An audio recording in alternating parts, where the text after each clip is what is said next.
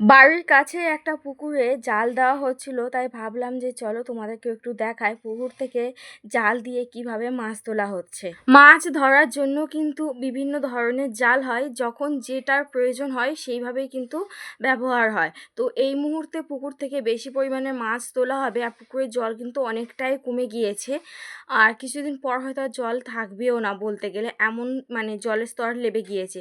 তো যাই হোক, এখানে দেখতে পাচ্ছ যে ওনারা কিন্তু জাল দিয়ে পুরো পুকুরটাকে রাউন্ড করছে। বাঁ দিকে দেখো একজন নীল গেঞ্জি পরে জলে দাঁড়িয়ে রয়েছে, শুধু জল নয়, ওনার পায়ের নিচে রয়েছে কিন্তু জাল। উনি জালটাকে পা দিয়ে ভালো করে চিপে ধরে রেখে দিয়েছে, যাতে জালটা সরে না যায় আর মাছগুলো কোনোভাবে বেরিয়ে যেতে না পারে। সেই জন্য জাল কিন্তু ওনারা প্রায় একই জায়গাতে করে ফেলেছে, আর জালের ভিতর দেখতে পাচ্ছ মাছগুলো শুধু কি করছে। এবার জালটাকে গুটিয়ে ছোট করে ফেলা হবে, যাতে সমস্ত মাছগুলো এক জায়গাতে চলে আসে। আর ওই নীল গেঞ্জির লোকটাকে দেখো, উনি কিন্তু এবার জালের ভিতর থেকে কিন্তু বেরিয়ে এলো।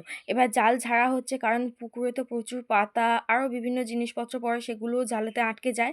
সেগুলো জালটাকে ঝেড়ে সমস্ত মাছগুলোকে এক জায়গায় করে ফেলা হচ্ছে, আর সেই নোংরা কুটিগুলোকেও ফেলে দেওয়া হচ্ছে। এবার তোলা হচ্ছে সেই মাছগুলো যেগুলো এতক্ষণ ধরে জালের ভিতর ছিল, আর এখান থেকে কিছু মাছ বাছাই করা হচ্ছে। তো তোমরা দেখতে পাচ্ছ এখানে কি কি মাছ আছে, কতগুলো মাছ দেখতে পেলে একটু কমেন্ট করে জানিও।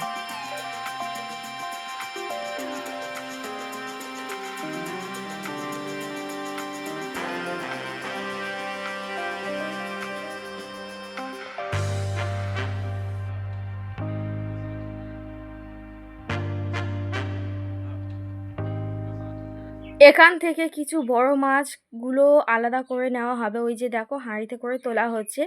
আর এই যে দেখো, একটুখানি ভুলের জন্য একটা মাছ কিন্তু পড়ে গেল। তারপর আর দেখাতে পারলাম না, তার কারণ মাছগুলো বাজারে চালান হয়ে গিয়েছিল, আর এই যে বাজারে এসে তোমাদেরকে দেখিয়ে দিলাম।